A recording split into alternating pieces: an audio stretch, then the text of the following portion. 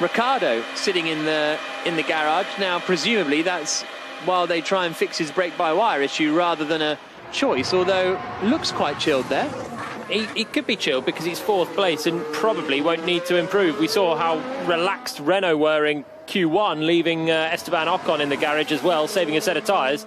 They've saved quite a lot of tyres right now, but you never know. Changeable weather forecasted for tomorrow. Maybe higher degradation as well. Could be good to have some new tyres. Andrew Connolly says, what's so bad about the Brussels ring road? It's Andrew, it is I don't think I've ever been round it with no traffic. And it's like the M25 in the UK around London. You just know 80% of the time you're getting held up there every time. A minute and 20 seconds left on the clock then. The cars are out on circuit. Okay, let's just be aware. Max is going to abort this lap at the end of it. He will complete the last chicane and then get out of the way so you can complete your normal time lap, okay?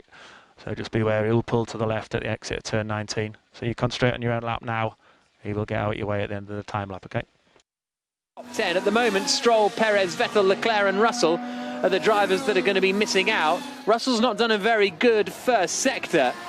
He's a couple of tenths shy of the Ferraris in sector 1. His middle sector is a little bit better. It's a personal best, at least, in that first sector. But what have the Ferraris got in response? Leclerc comes through and he's a couple of tenths up. So I think it's going to be a stretch here for Russell to outqualify the Ferraris.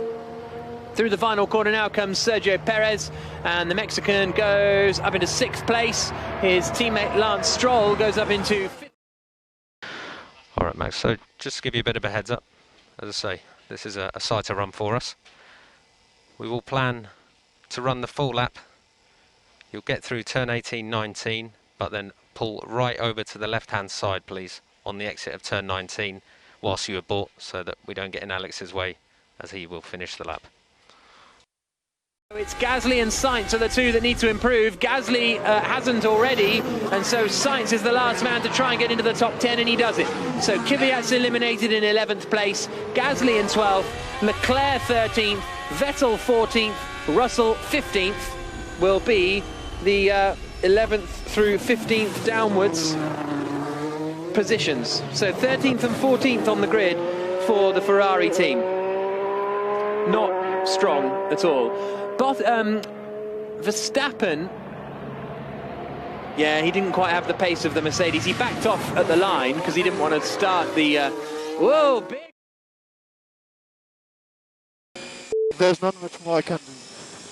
It's away again from the Mercedes on that second flying lap. And both Mercedes and Verstappen all just cruising out of the final corner because they want to start on the medium tyres that they can, because that's what they set their best lap on in Q2. So good strategic choices for them.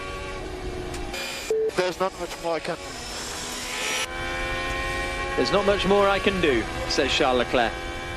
3 tenths away from Q3 in the end. It was a little bit closer than it might have, well, than it seemed at one point, but he obviously thought he got the most out of it as well, Leclerc, and he did qualify nearly 3 tenths up on Sebastian Vettel as well. So a tidy lap, and starting 13th and 14th, you know, maybe there is something they can get out of this weekend yet.